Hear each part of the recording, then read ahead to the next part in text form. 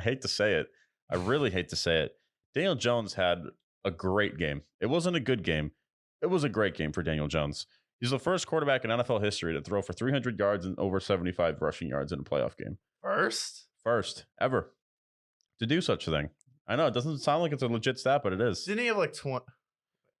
He had 17 carries for 78 yards. Yeah, he ran the ball the most. But Daniel Jones, it was a scary game. And I don't think they should keep Daniel Jones, but my God, if they make it to an NFC title game with this man, they're trapped. They're going to have to sign him. Daniel Jones had a great game. Not only that, he pushed it down the field. He had some nice throws in this game. Yeah. And this was with receivers who I'm not in love with. Isaiah Hodgkins, not that crazy about him. Darius Slayton, not that crazy about him. Saquon Barkley had 5 catches for 56 yards. But they got it done. And I'm surprised. I don't know how to feel about this Giants team. And honestly, if I'm the Eagles, I'm scared to face this team. This team's familiar with you. Daniel Jones, he's a wild card. And this team, I hate to compare them to the old Giants teams, but this is a team that has no business being where they are, but they can win this game. They could beat the Eagles. I don't think they beat the 49ers, but anything can happen. It's football. It's the playoffs. It's a crazy place. And this team's scary. Yeah, I feel like this goes back to my point about Brian Daboll with Josh Allen. And when you take a look at Daniel Jones' past career, who'd he have for head coaches? McAdoo to Wackadoo. Okay, you start your career with Ben McAdoo. Give you a pass there. Then you bring in Joe Judge. Woof. And Freddie Kitchens also. And then what was Joe Judge's first move he made? He's like, I know what, a modern quarterback, that guy to coach him, exceed his talent. I'm going to bring in Jason Garrett to be my offensive coordinator. I'm like, bad sign right there. So it's like you have Jason Garrett as the offensive coordinator, but then Daniel Jones, he has all the tools. It's not for lack of talent. It's not for lack of athleticism. When you see him, he's pulling away from defenders. He's 6'5", so he's a very physical player, and then they're doing design runs. Brian Daboll had a moment with him on the sideline early. It was in September. Daniel Jones had an awful turnover, and Brian Daboll was like, hey, get over here. And then Brian Daboll walks over. He's like, you do that again, you're sitting on the bench for the rest of the season. Daniel Jones is like, okay. Daniel Jones starts to limit the turnovers and then starts getting better and better each week, more comfortable in the system. Saquon Barkley, a lot of people on this season, they're like, hey, maybe the New York Giants should trade Saquon Barkley. Maybe Saquon Barkley should go somewhere where he has a chance to compete. Brian Daboll's like, no.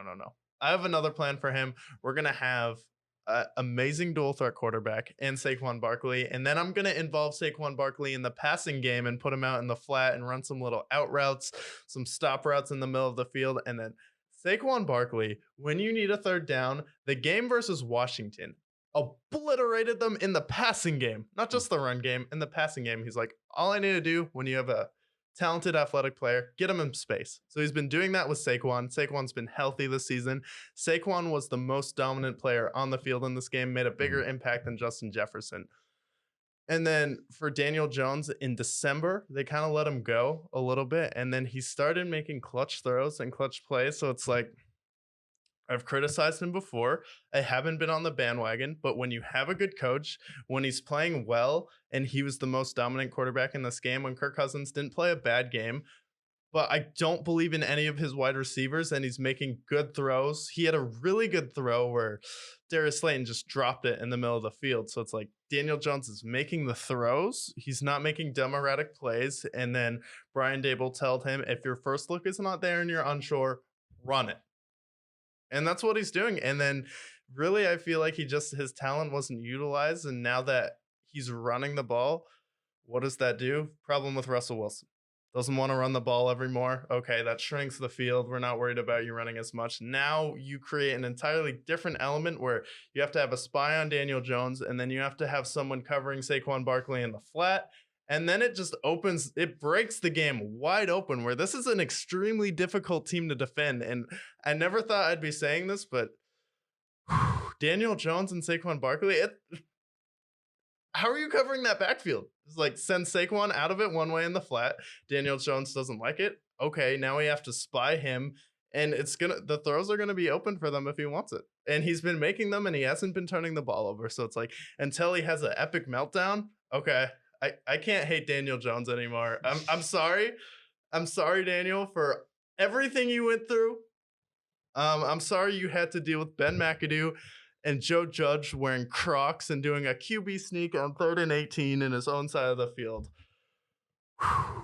But took a lot out of me, but Daniel Jones is amazing. And then someone like Kayvon Thibodeau, who I love Kayvon Thibodeau, absolute monster, is asked about knocking out Nick Foles. He's like, okay, first of all, I'm a defender.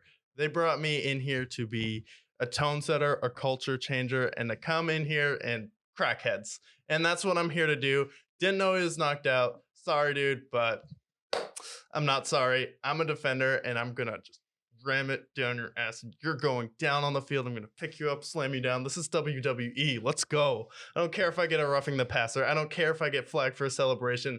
I'm going to be nasty, rub it in your face. And the fact that the media was trying to say that this guy doesn't care about football, they're trying to compare him to Ben Simmons. You're saying Kayvon Thibodeau doesn't care about football? Kayvon Thibodeau doesn't care because from where I'm sitting, the New York Giants are not in the playoffs without Kayvon Thibodeau. You don't beat the Commanders in Washington without Kayvon Thibodeau. You don't win this game without Kayvon Thibodeau. He's been breaking it wide open. So it's like, wow. Yeah. Credit to Brian Daboll. I can't agree more. He's going to most likely be Defensive Rookie of the Year if it's not him or Sauce Gardner. And then this draft was loaded, though. You have Aiden Hutchinson being the first player with 5+ sacks and 3 interceptions, plus 2 fumble recoveries. It's like, oh my God. Sauce Gardner, Tyreek Woolen. Yep. I mean, good Loaded. Lord. Yeah, exactly. No, I love what I'm seeing from him. And the receivers, too. It's like, my God, this draft was incredible. Yeah. And honestly, man, one last thing with the Giants. It's like, I'm scared. I'm scared of that because it seems like every blue moon, Giants come around and they somehow just win a Super Bowl, even though they have no business being there. Outside of Brock Purdy, I think actually, you know what? No, even over Brock Purdy, I think Daniel Jones had the best game this week.